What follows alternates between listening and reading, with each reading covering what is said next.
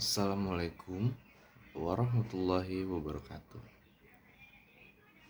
Sahabat yang dirahmati Allah, pada kesempatan kali ini kita akan membahas satu tema besar yang sangat penting dalam kehidupan pribadi dan sosial kita.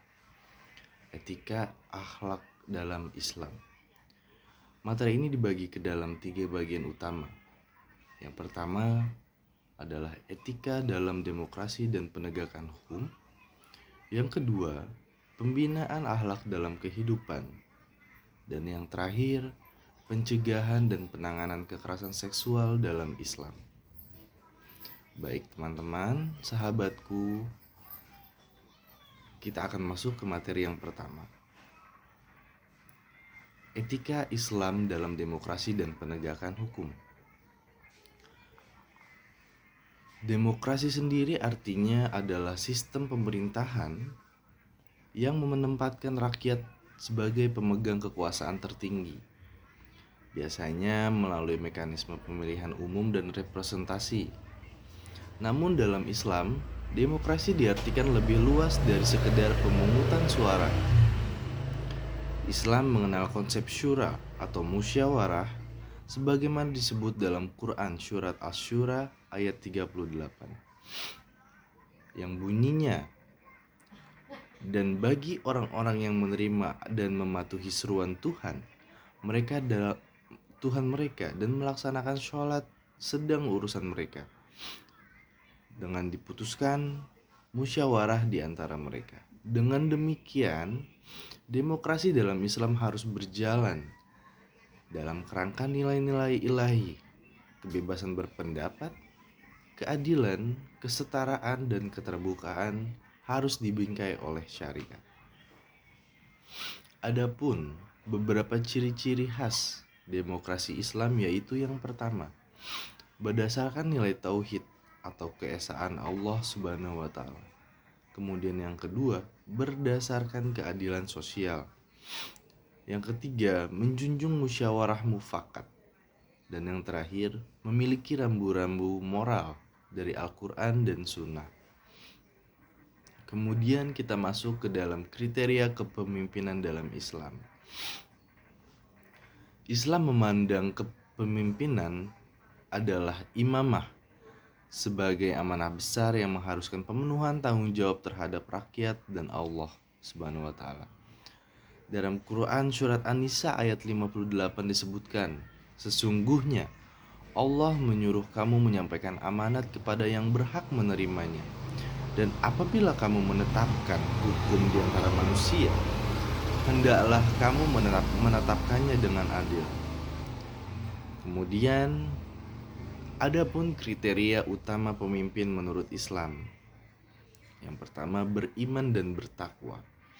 Yang kedua, amanah atau dapat dipercaya. Tentu saja kita sebagai masyarakat sangat perlu pemimpin yang amanah, yang tidak mencurangi kita sebagai masyarakat, sehingga suatu organisasi atau kenegaraan yang dipimpinnya akan menjadi sesuatu yang berjalan di jalan yang lurus dengan dalam ridha Allah Subhanahu wa taala.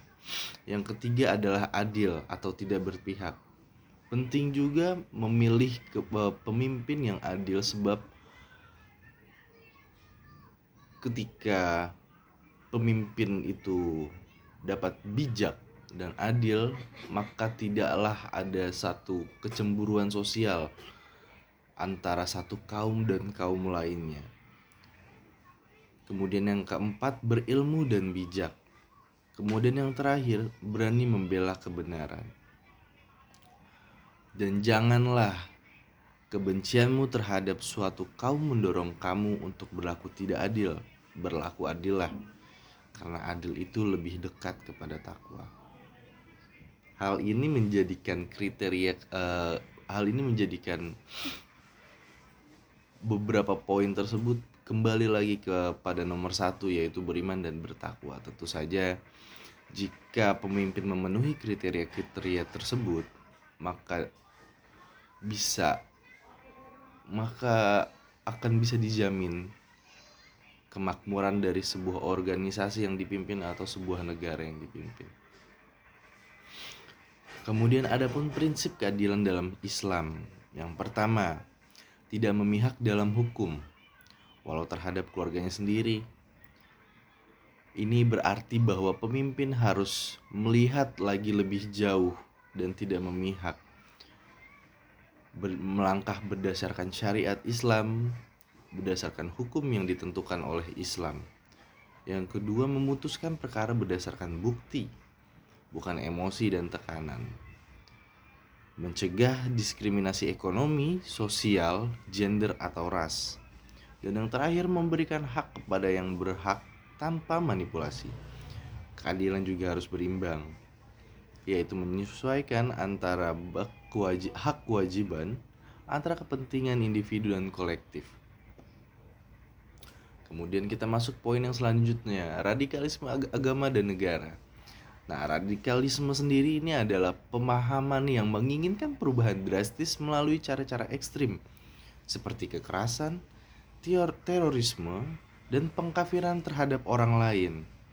Dalam Islam, radikalisme bertentangan dengan prinsip wasatiyah atau moderat yang dijelaskan dalam Quran surat Al-Baqarah ayat 143 yang berbunyi, dan demikianlah pula kami telah menjadikan kamu umat Islam, umat yang wasat. Begitu. Selanjutnya kita masuk ke adapun ciri-ciri radikalisme. Yang pertama, mengkafirkan kelompok yang berbeda. Ini seringkali terjadi di era zaman sekarang.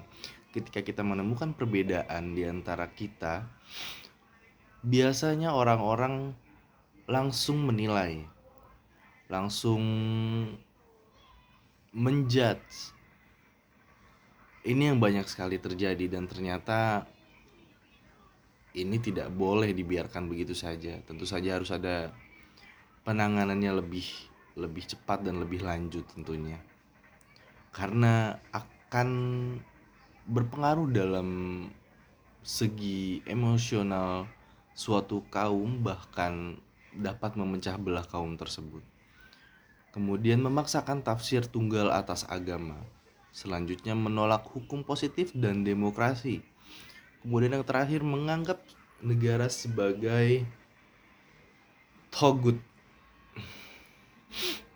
Islam tidak menoleransi kekerasan atas nama agama. Dakwah harus dilakukan dengan hikmah, lembut, dan penuh kasih sayang.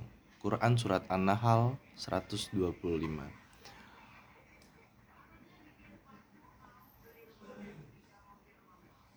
Ini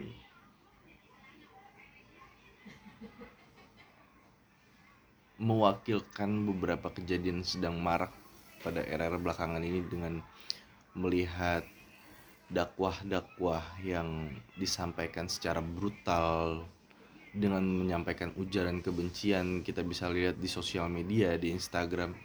Agaknya saya pribadi sedikit miris begitu. Sebab karena hal yang baik itu datang dengan cara yang baik. Dan saya rasa tidak perlu untuk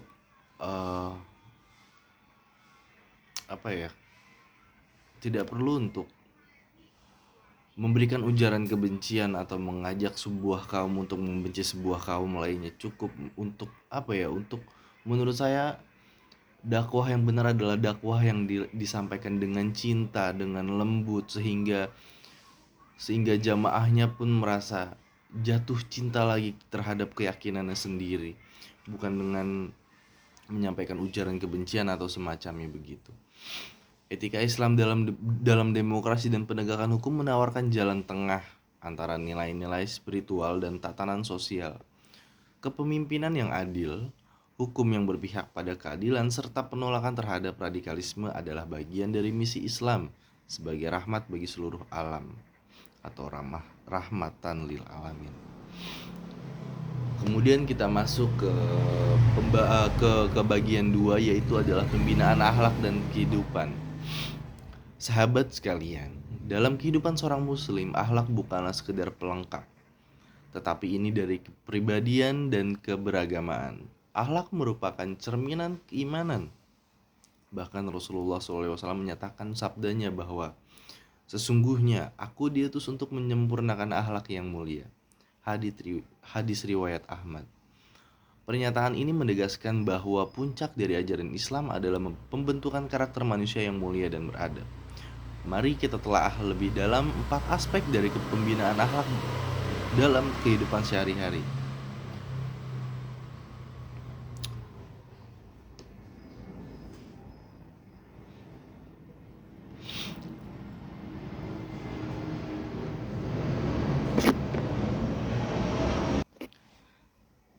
Kemudian yang pertama adalah urgensi akhlak dalam kehidupan. Akhlak sendiri adalah nilai yang mengatur perilaku manusia dalam berinteraksi dengan Allah Subhanahu wa taala, sesama manusia, bahkan makhluk lain, atau bahkan dengan dirinya sendiri. Mengapa akhlak itu penting, teman-teman? Karena yang pertama, sebagai cermin keimanan. Iman tanpa akhlak bagaikan pohon tanpa buah. Bayangkan jika keimanan seseorang bisa dibilang keimanan yang lumayan kuat, dia rajin mengaji, dia rajin sholat, bahkan tidak meninggalkan sunnah-sunnahnya Rasul. Tapi ketika dia bertemu orang lain, dan orang lain menyapa dia, kemudian dia meludahi orang tersebut karena orang tersebut berbeda keyakinan dengan dia. Nah, ini juga makanya disebut akhlak itu penting, karena seperti itu. Yang kedua, karena menjadi tolak ukur kemuliaan seseorang. Rasulullah bersabda bahwa orang mukmin yang paling sempurna imannya adalah yang paling baik akhlaknya. Kemudian karena menjaga harmonisasi sosial, akhlak mulia menghindarkan kita dari konflik dan kekerasan, serta mempererat persaudaraan dan solidaritas. Bekal dalam kehidupan akhirat, banyak hadis menyebutkan bahwa amal baik yang paling berat ditimbang akhirat adalah akhlak mulia. Kemudian pembagian akhlak. Akhlak dalam Islam tidak hanya satu dimensi, melainkan terbagi menjadi beberapa aspek. Yang pertama adalah akhlak pada Allah Subhanahu wa taala. Menunjukkan penghambaan yang tulus seperti ikhlas dalam ibadah, bertawakal, bersyukur dan tidak menyekutukannya. Kemudian menghindari kesombongan karena hanya Allah yang Maha Besar. Yang kedua ada akhlak kepada sesama manusia. Meliputi kejujuran, keadilan, kasih sayang, menghormati orang tua, toleransi, menepati janji dan tidak menyakiti. Yang ketiga ada akhlak kepada diri sendiri, yaitu menjaga kebersihan, menjaga kesehatan jasmani dan rohani, menghindarkan maksiat serta menjaga harga diri dan kehormatan diri sendiri. Yang terakhir ada akhlak kepada lingkungan dan makhluk lain. Seorang muslim tentunya harus menyayangi hewan, merawat alam, tidak merusak lingkungan, serta bersikap adil bahkan kepada musuhnya. Kemudian adalah faktor-faktor yang mempengaruhi terbentuknya akhlak. Yang pertama, lingkungan keluarga. Yang kedua, pendidikan. Yang ketiga, pergaulan. Yang keempat, media dan teknologi. Ini menjadi faktor besar di zaman sekarang untuk membentuk suatu akhlak dalam kehidupan begitu ya. Tentunya pada anak-anak yang usia rentan remaja, yang anak-anak tentunya yang baru pubertas ini bisa menentukan bagaimana akhlak diri ke depannya nanti dari media dan teknologi. Kemudian yang terakhir adalah pemahaman agama. Selanjutnya metode pembinaan akhlak. Membina akhlak bukan perkara instan tetapi memerlukan proses berkelanjutan. Beberapa metode bisa diterapkan antara lain. Yang pertama teladan. Yang kedua pembiasaan dan pergaulan dan pengulangan atau habitual training. Yang ketiga nasihat dan penguatan nilai. Yang keempat pendidikan spiritual. Yang terakhir adalah muhasabah diri atau evaluasi diri. Sahabat sekalian, teman-temanku, Membangun akhlak dalam kehidupan bukanlah tugas sekali jalan, melainkan proses panjang yang memerlukan kesungguhan, keteladanan, dan lingkungan yang mendukung.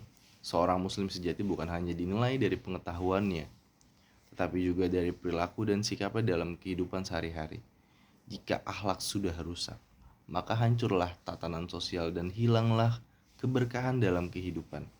Maka dari itu, mari kita mulai dari diri sendiri dengan dari hal-hal kecil dan mulai dari sekarang.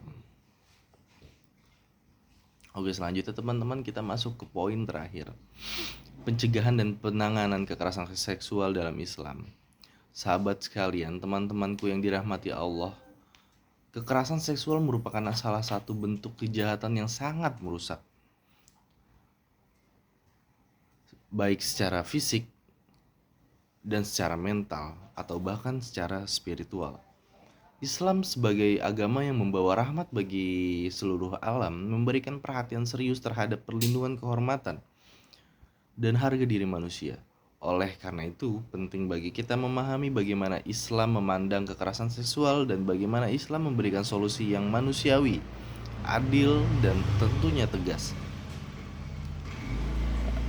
Oke, poin yang pertama, kita masuk ke kekerasan seksual dalam Al-Quran dan hadis. Dalam Islam, kehormatan atau al-irt adalah sesuatu yang sangat dijaga.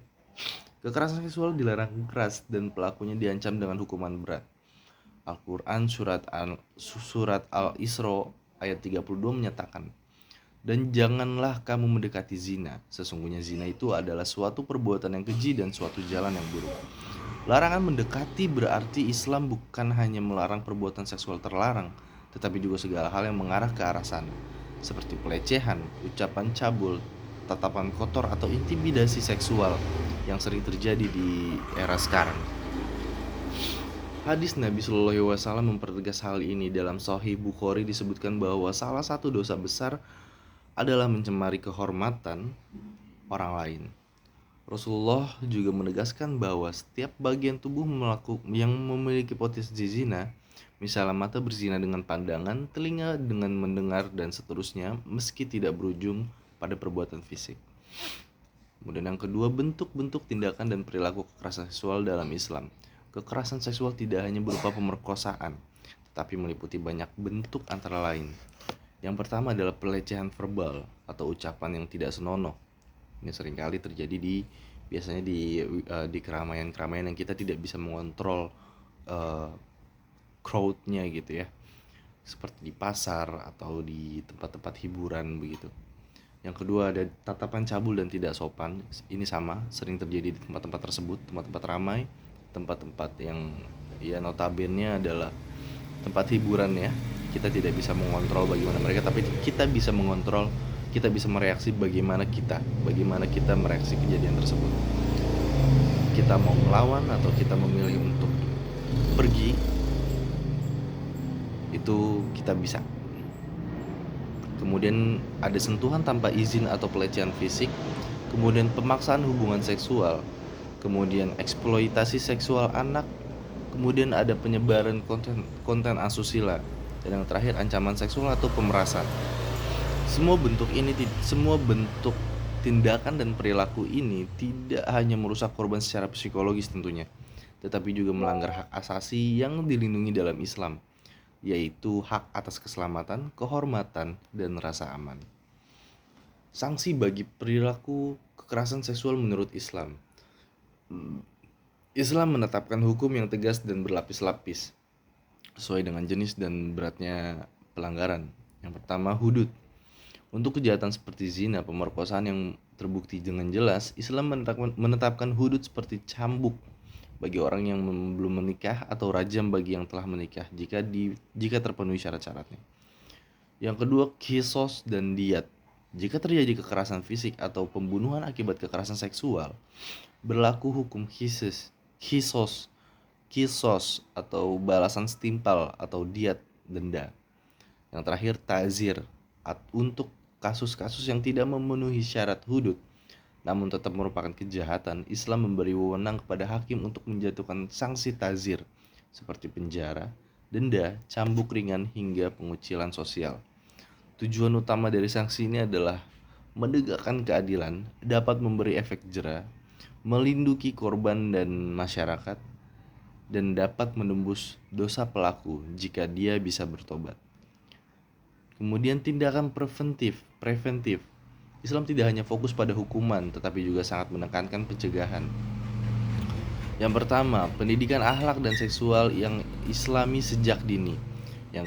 Yang pertama itu, yang kedua menjaga pandangan dan aurat, yang ketiga menciptakan lingkungan sosial yang aman dan bermartabat, yang keempat memperdaya korban, dan yang terakhir penerapan hukum secara adil dan tidak diskriminatif.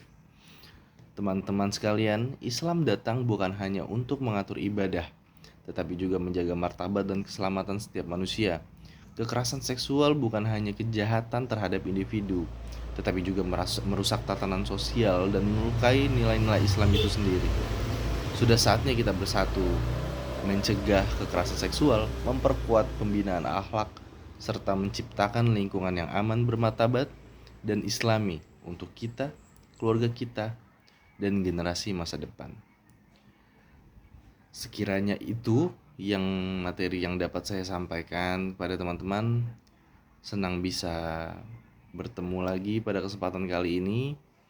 Saya Rifki Alfarezi dengan nomor absen NPM 2021 2150001.